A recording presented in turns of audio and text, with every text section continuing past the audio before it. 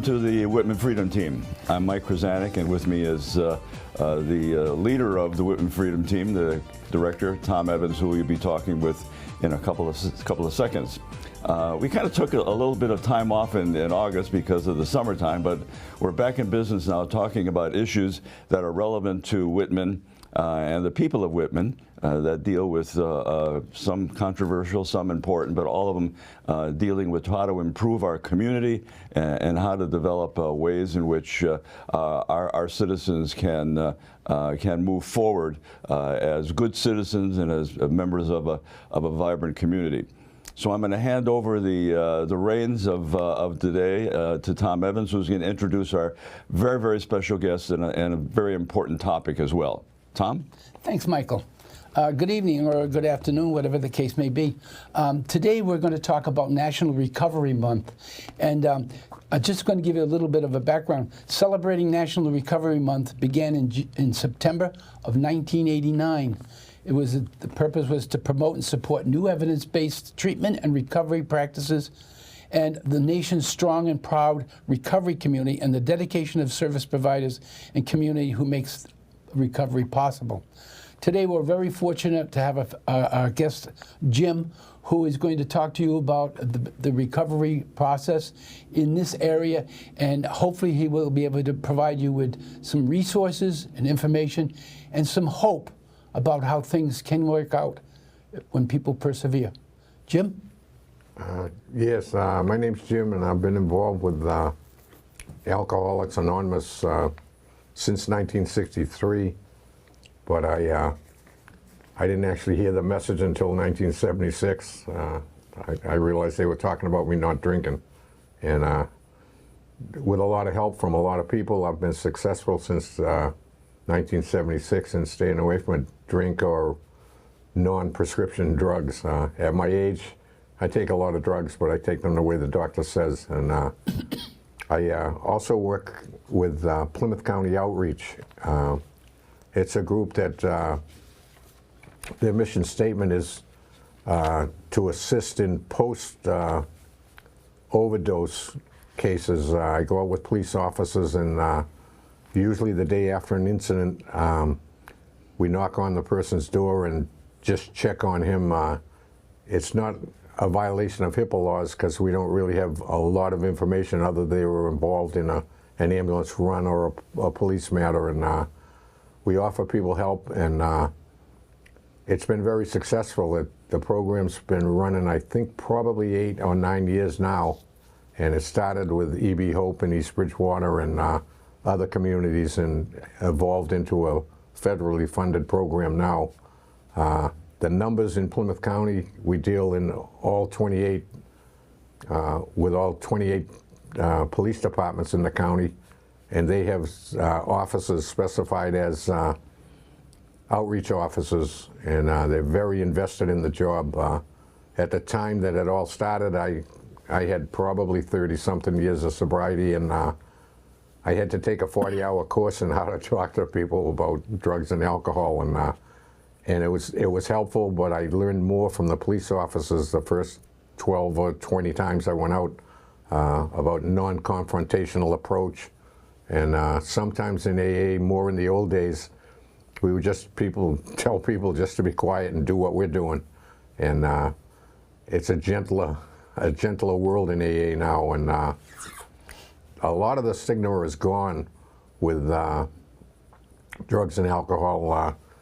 I had an uncle that got sober after World War II, and my father's brother, and they used to whisper about him like he had leprosy or some infectious disease, and you didn't talk about it if you went to meetings. And today it's much more public and it's much more open, and the age bracket of the people that come into our meetings now is much lower than it was when I started, and the availability of meetings now.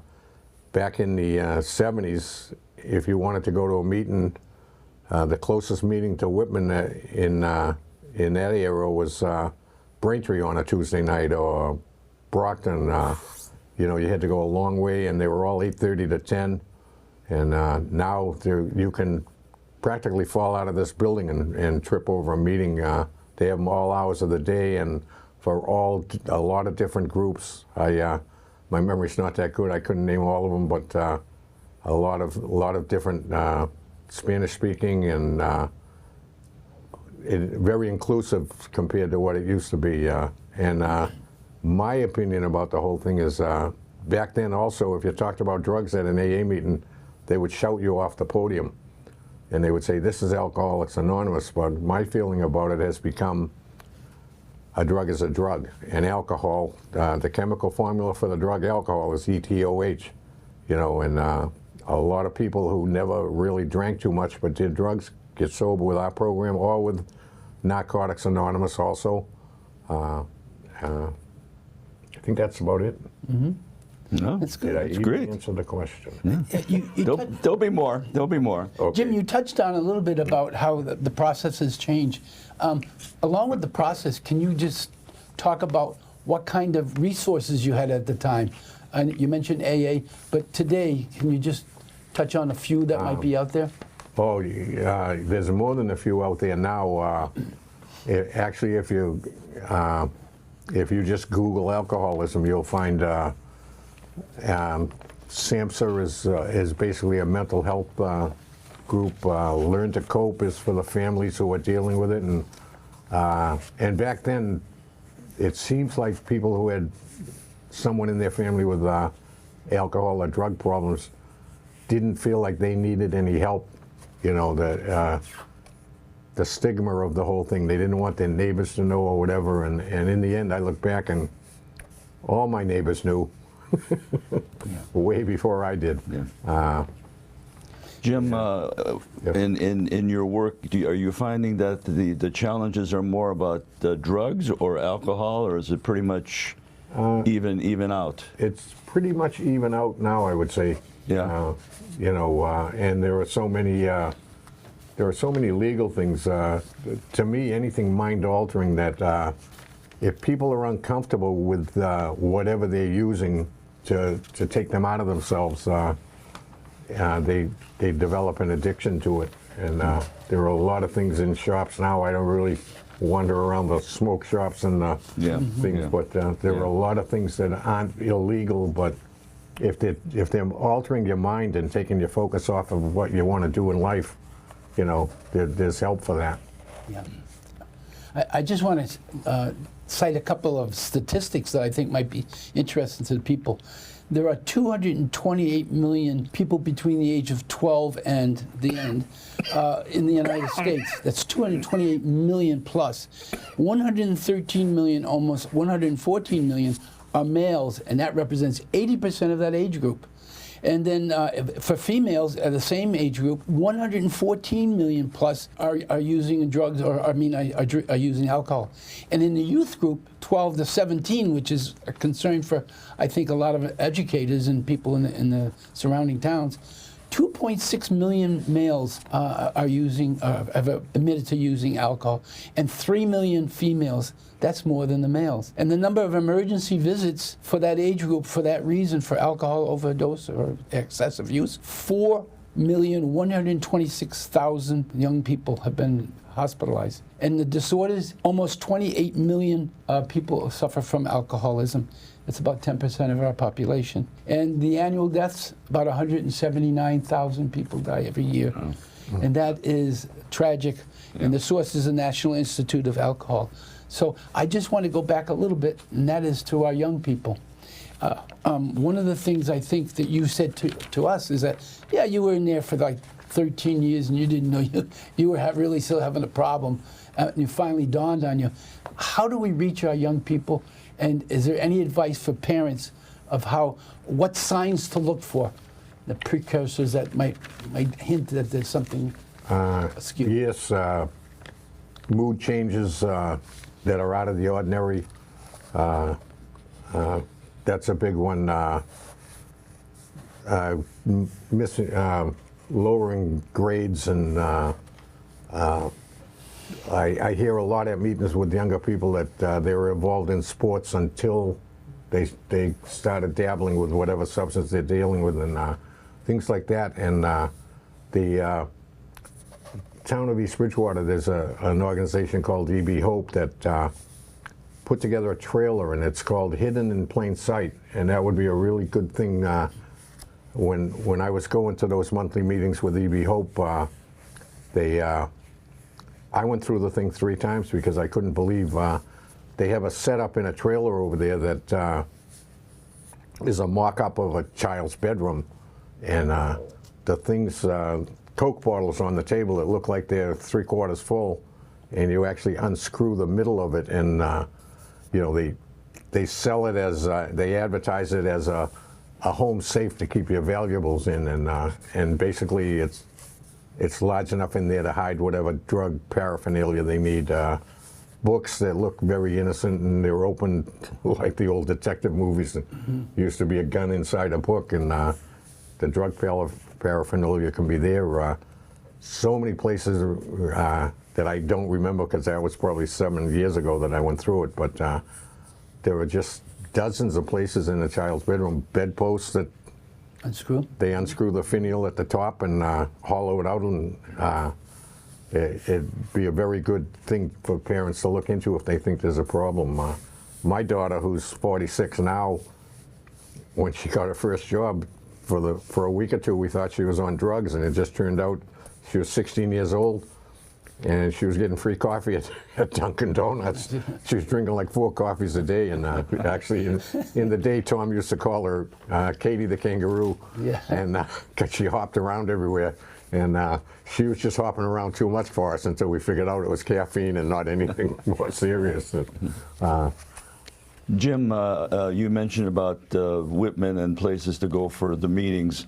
Where does someone go in Whitman if they're interested in finding out more about Alcoholics Anonymous or Narcotics Anonymous? Where would they go? Actually, there's an app on, or if you looked in the apps under recovery, there's an app, they call it the STARE app, and if you punch in Whitman, this thing will come up with a list. This is for AA, but I'm sure there's probably something like it for NA, and it will automatically scroll down to the nearest meeting, and it'll take you 25 miles away. If I myself didn't go to a meeting in the area when I first got sober because I got a job with the town, and I was embarrassed, and I didn't know if I had signed some paperwork saying I wasn't an alcoholic, to tell the truth. Sure. And so I would drive to like Randolph or Sharon, and I'd look around the room and I'd see people there from Whitman. So you said the app is STARE? STARE. STARE. Yeah. STARE. STARE. No, STAIR. And STARE. it's got a picture of a folding chair. Chair, I see. Okay. And All right. that would give you a start. And if that lists an address, it would list open or closed. And open meetings are for any family members or friends who are interested in helping someone, and anybody's welcome at those. And if it says closed, it's basically designated for alcoholics only, but if somebody wanted in there not realizing the difference, it's happened to us, and we don't really care as long as they want some information, you know what I mean? But that kind of, when they have a closed meeting, sometimes it's a stigma of their own. They don't want people to, you know, it's perhaps newer people in recovery, and they don't want maybe their neighbor to see them at a meeting. But and along that line, that app will list probably a dozen different genres, or whatever you would call it, of meetings, you know. So tell us a little bit about how one of these meetings would be conducted. What happens there at a meeting? Well, basically, I belong to Whitman Tuesday night, and the meeting opens, they read the preamble that describes what Alcoholics Anonymous is all about, and then members of another group from another town, last night we had South Barnstable, and we had gone to them last week, so people from another group speak, so we're not all hearing our own stories 52 nights, 52 times a year. And they just share their experience, strength, and hope. And I've been going a long time, and I still hear things that you know, I hadn't Surprise you? heard Yeah. before, or I hadn't processed before. Yeah. So the main thing with people, if they're in early recovery, is just to keep going, because that's all I did right at the beginning. Yeah. And eventually, and I can't tell you when, and that's kind of in the preamble too, that things, the promises they call them, Yeah. sometimes quickly, sometimes slowly, and obviously 13 years I was one of the slowly group. Yeah. But They say that Alcoholics Anonymous is a 12-step. Is that still considered? oh part? yes, yeah. Okay. And basically the first step is admitting you're powerless over alcohol or whatever. Substance, yeah. I mean, some people it's gambling, some people, but the process of that 12 steps just allows you to eventually look at, the real reasons. They say there are a million reasons to pick up whatever you're picking up, Yeah. but there's no good excuse, and eventually, I've heard people that say they went to 20 detoxes, and they don't know what happened at that 20th meeting, but all of a sudden, Click. it clicked, Yeah. Yeah. and hopefully it's not the case, and it's becoming less. It's becoming easy. Easy is not the right word. Simple. If you just follow the people that in the room that click with you, that you feel a connection to, and just talk to them. Yeah. Everybody's willing to Comfort level, to help yeah. a newcomer. Yeah. So Jim, one of the things that you talked about is neighbors and so forth.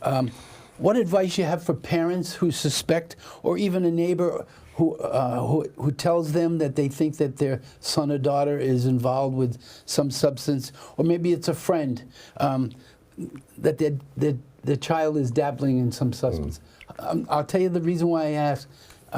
Years ago, when I was administrator, I saw a young man who was in my school a few years earlier smoking pot at the time, which was illegal, on the stone wall in front of the school. So I called his parent and I said, so-and-so, I just want to tell you something. I don't want your kid to get in trouble, but he's sitting right on South Ave smoking pot, and I don't want him to get in trouble.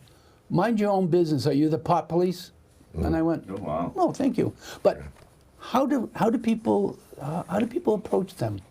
How would you suggest people might alert a parent?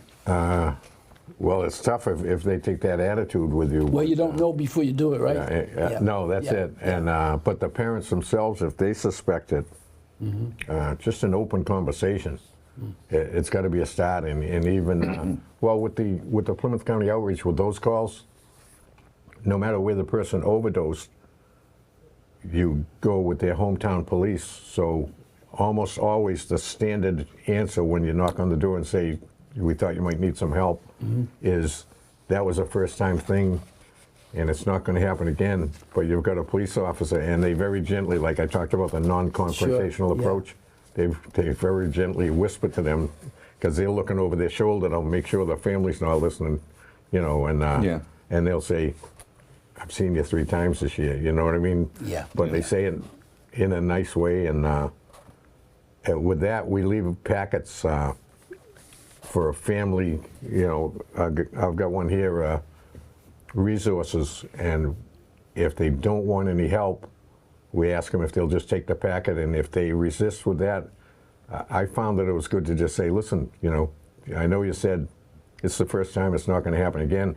I said, but you might get a friend that needs this. Can you just throw it under your bed? And if one of your friends needs it, and that kind of takes the pressure off of them admitting that they might need it. And I've had people call me 6 months later, and I left there thinking they just threw it in the trash, and they still had the number 6 months later when they finally, were ready. Can you let us see that? We can put that up on the camera so that people can see that packet. Oops. And you've got the official shirt on as well, right? Yes. And if you Google Plymouth County Outreach, and you're not sure if it's if it's something that they're appropriate with, the girls in the office have all the information you need. They'll be very helpful with you. Oh, I see it. This is a resource packet that would be for an individual, but there's also one for the family. And a lot of times when we show up the next day, the person might not be there, and we're able to guide the parents or caretaker, whoever they're living with. And a lot of times their friends are very worried about them, and they'll take the packet and try to use it when it's So appropriate. there's information in that packet, is that? Yes, Yeah. it's a list of resources, and actually we also give out Narcan if the person is worried about someone in their household, and that's got instructions right on it, and it's basically, it's not the Narcan you would get from a paramedic, but it's enough to keep a person alive till the paramedics get there. And we also give out one-time breathalyzer kits. I'm doing a veterans thing at the commercial club, I think October 24th. It says veterans and first responders, but it's that will be at the commercial club, I think at 6 o'clock. East Bridgewater? East Bridgewater. Yep. And there'll be a lot of different organizations there. It looks like a little job fair, basically, but if people just want to wander around and get information. But there's lists of different resources, detoxes. There's actually 3 levels if people are really interested in recovery. The detox, in my opinion, are not enough anymore. The old timers talk about doing 30 days in a detox, and now the insurance companies are basically limiting it to maybe 3, 4, 5 days, and that's really not enough. Some people don't clear up in 3 or 4 days enough to understand what they're being offered. But there's also Plymouth County AA list in here. So this is a little dated. This Stare app is much easier, but maybe if people don't have an iPhone, I honestly forget what's in there. Okay, there's something from SAMHSA, and I've found, and now I can't think of the name of it.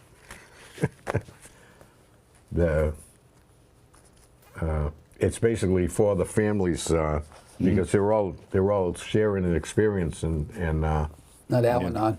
no, well, Al-Anon is a great resource, and that would also be in the internet. And this is the Yes, and the back of that actually has their phone number, I think. Okay. Would that family group be the NAMI? NAFMI? Oh, that would do that. Family support. Mental health one, but Yeah. I can't. Oh, wait, give me a second. The one I'm thinking of, I've actually gone and talked.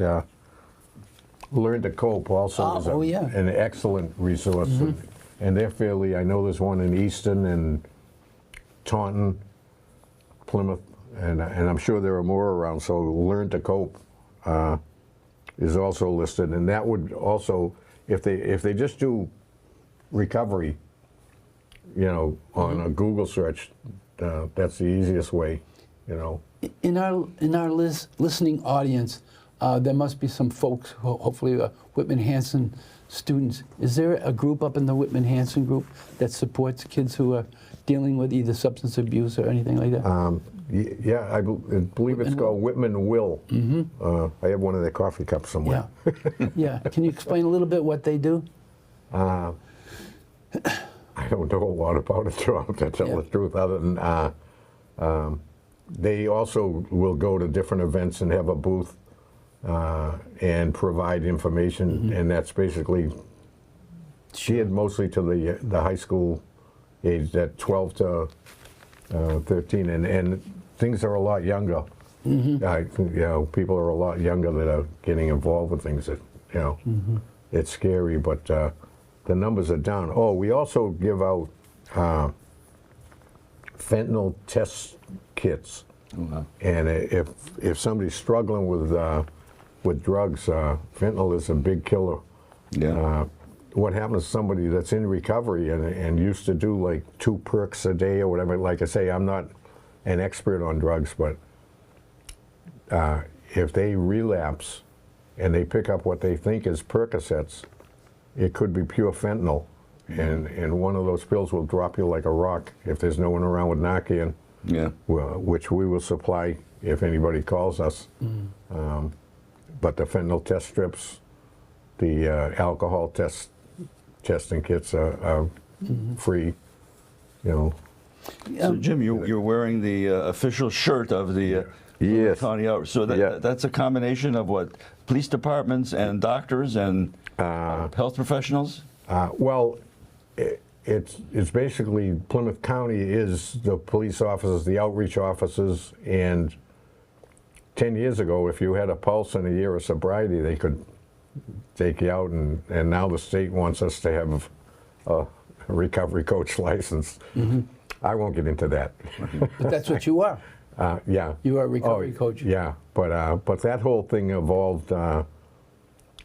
East Bridgewater, basically, E.B. Hope borrowed it from Gloucester. It started out 15 years ago up there, and they called it the Angel Initiative. But it was the same process, and that direct involvement, I noticed a difference from, like I say, I didn't get involved with drugs when I came home in the 60s and 70s, but back then the police had no patience at all with drugs, with drug users. And a lot of things have changed about the stigma too. They don't refer to people as addicts anymore. They have a substance use disorder, and it's a much kinder term. Yeah. And, Jim, does it fall under the category of mental health issues? Basically? Oh, definitely, because And people do things that. Can you speak a little bit towards that in terms of that these people, some of the judgment that is aimed at them is really misguided, and how the medical profession looks at substance abuse? Yeah, that's still a mix, because I sometimes get doctors that think I have back pain and they think I should take OxyContin, and I tell them that I'm in recovery. Yeah. And they insist that the one doctor told me, well, I'm going to leave that script out after I had told him 2 times that I'm in recovery and I don't want anything habit forming. And I actually said to him, and the nurse thanked me afterwards after he left, but I said, where do I go in this building to report a doctor that wants to give me a mind-altering drug when I tell him I can't take one? Yeah. And he stormed off, but, But you did the right thing. yeah. And that's what we learned, basically. Drugs scare me to death to this day, you know what I mean? From seeing some of my friends were getting checked in and out of Taunton, the state hospital. Sure. But you know what? There are people actually, and that's somewhere in our opening thing, there are people with mental health issues that if they have the capacity to be honest, is the way they word it, they can recover from the alcoholism, and they learn to take mental health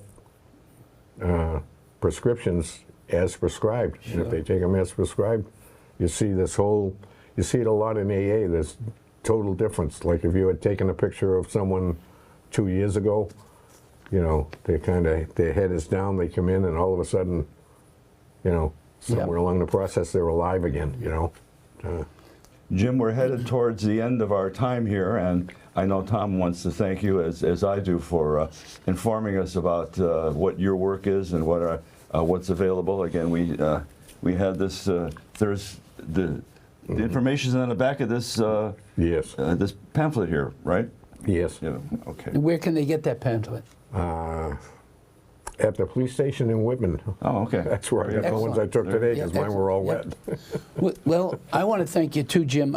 One of the things that I feel really good about is I think it's an opportunity for parents who are questioning whether their spouse or whether their children or a relative needs some attention. And today it seems like a lot of people are suffering from depression, and I think your information helps all of us into understanding 2 things. 1, that it is something that can be overcome, and 2, it takes a village and to help everybody else, and that village exists in Whitman. The last thing I'd like to say is one of the things that we like to say in the Whitman Freedom Team, find a way. And I go back to J.P. Dreyer, who that was his motto, and that's our motto. So thank you so much for being our guest. Oh, you're welcome. Jim, I Appreciate want to it. thank you for your for the success that you've had for many, many years. It's obviously been a struggle in some respects, but you've overcome it, and congratulations for the Thank you. success that you've achieved. Very, very good. Yep. All right, thank you. Excellent. And with that, we want to finish our program here. We also want to thank John Duvall for his continued support of the Whitman Freedom Team and our program here. We're going to continue probably once a month now and head into the new year, and we've got some surprises coming up in terms of events that will bring the community together. We'll talk a little bit about that later. But nevertheless, Tom, you want to wrap it up here then? Sure. I just want to thank everybody, and you can go to WhitmanFreedomTeam.com and .org, and you can find information. We are also on YouTube, and Michael, you can talk to that point. Is it 2,000 or 5,000 people? 5,000 opportunities? No. It hits on. It's in 5,000. Yeah. So you can So go you there. watch it here in terms of the local cable, Right. but also YouTube as well. So we're going to make a star out of Jim here All right. as well. Yeah. Whether he likes it or not, I guess, right? And lastly, I'd like to thank Rob Gullickson for his help. He's very, very supportive and very accommodating for the Whitman Freedom Team. And hopefully you enjoyed our show. And if you have any information, go to our website. As it says, love, inclusion, and trust, Whitman Freedom Team. So until next time, this is Mike Kryzanek and Tom Evans saying thank you, and we'll talk to you soon.